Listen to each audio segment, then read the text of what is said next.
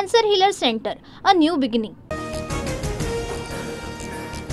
आपत्ती व्यवस्थापन समितीच्या नियमांत बदल होणार। उपमुख्यमंत्री शिंदेंचा समितीत समावेश करण्यासाठी बदल करण्याचा निर्णय।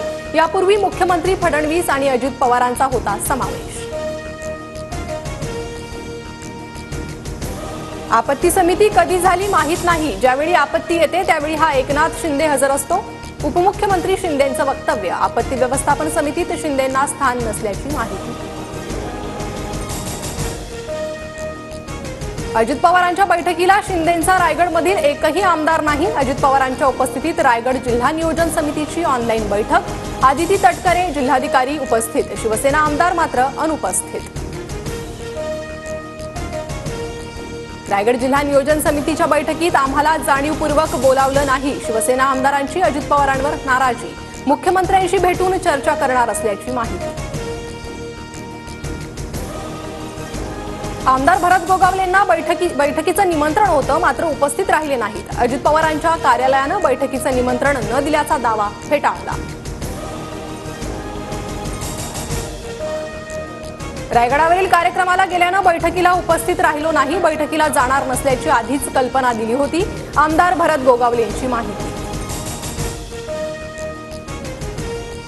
नाशिक रायगड जिल्ह्याला पालकमंत्री नाही म्हणून केवळ मंत्र्यांना निमंत्रण। आज पालकमंत्र्यांची बैठक नव्हती।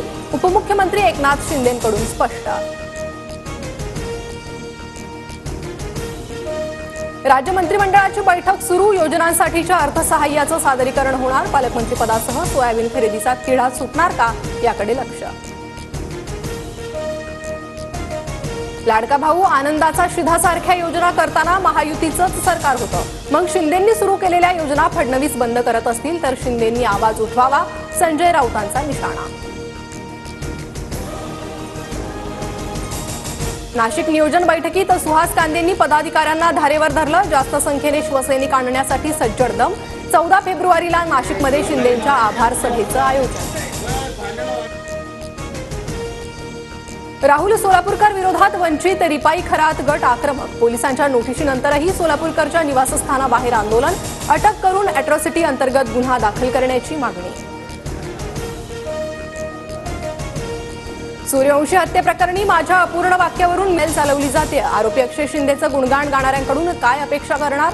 आमदार सुरेश धसांचा जितेंद्र आव्हाडांवर निशाणा। 12वी बोर्डच्या परीक्षेला सुरुवात। कॉपी बहादरांवर बोर्डाची करडी नजर। गैरप्रकार करणाऱ्यांवर अजामीन पात्र गुन्हा दाखल करणार। महाराष्ट्र शिक्षण मंडळाची माहिती।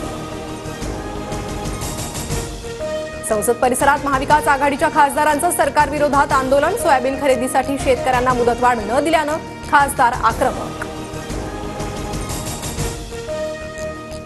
युट्यूबवर रणवीर अलाहाबादियाची मुंबई पोलीस चौकशी करणार। मुंबई पोलिसांचं एक पथक रणवीरच्या घरी दाखल। रणवीरनं एका शोमध्ये स्पर्धकाला आई वडिलांबद्दल अत्यंत आक्षेपार्ह सवाल केला होता। तुळजाभवानी मंदिराच्या गाभाऱ्यातील प्राचीन शिळांना तडे। नव्यानं गाभारा बांधकामासाठी निर्णय घ्या, अन्यथा आंदोलन करू।